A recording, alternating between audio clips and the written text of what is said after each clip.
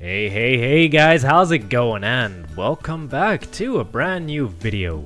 I hope everybody's doing great today because today I thought I'm going to be trying something a little more different.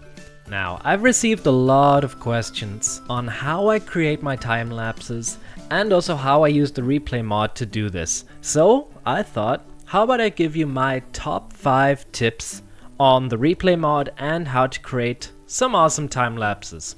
So without further ado, how about we jump right into the first one. Alright, so the first tip I have for you guys is make sure the place is lit up. I can't stress this enough because there's nothing more annoying than watching a really cool time lapse but actually not seeing anything. Now, if you do want to record at night, which I can perfectly understand, it actually looks awesome, the replay mod has a really cool feature built in.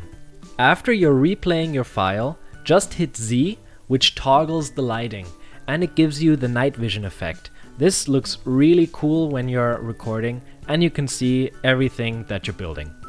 Now, if you want to use shaders while recording, I suggest turning off the day-night cycle and completely recording in the day, as seeing anything at night with shaders is pretty much impossible. Also, keep in mind that most shaders are too dark if you are building something underground. So, always check beforehand that you have enough light or turn off the shaders if you need to. So, moving on to tip number 2, keep your field of view much lower than when you're actually building.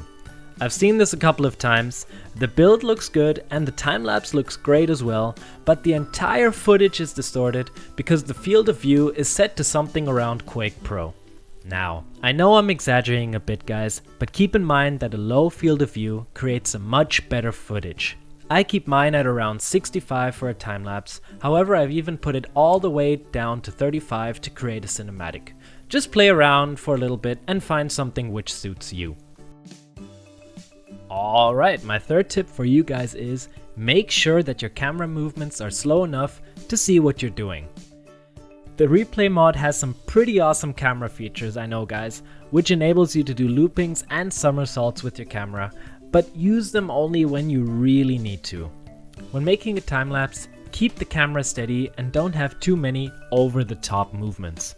I keep around 10 seconds between every position keyframe I place, since this creates a nice and steady camera flow.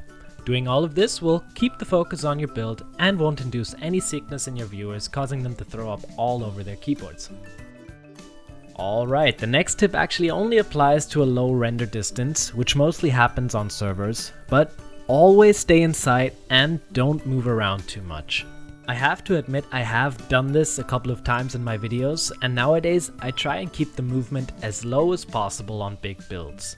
The problem which occurs is, once you start moving around a lot, the chunks around you start to load and unload.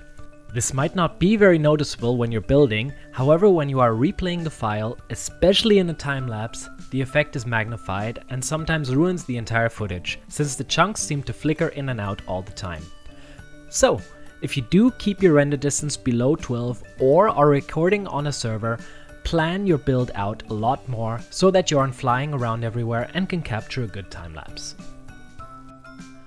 Alright, moving on to the last but not least, tip number 5. Avoid going through or in front of blocks with your camera while in the time lapse. Again, this has happened to me in the past and is probably one of the most annoying things to watch. The clip is nice and you are enjoying the time lapse when all of a sudden a huge leaf block pops in front of your face, causing you to think what on earth just happened.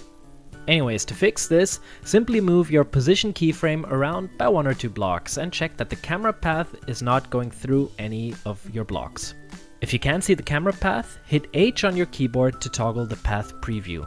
As a last note, always watch the footage before rendering. This will save you loads of time in the end. Okay guys, and that's pretty much it. I hope you found some of the tips helpful. One thing I do have to mention at the end is, these are just my tips which have helped me in the past and have helped me to come to the style of video that I currently create. I highly encourage all of you to play around with the replay mod and to find out what best fits you. Alright guys, I hope you enjoyed the video. If you did enjoy it, think about leaving me a like, since it really does motivate me to do more. And I also want to say thank you all for the support that you've left me on the previous videos. It has really just been amazing. Anyways guys, that's it from me and have a good one.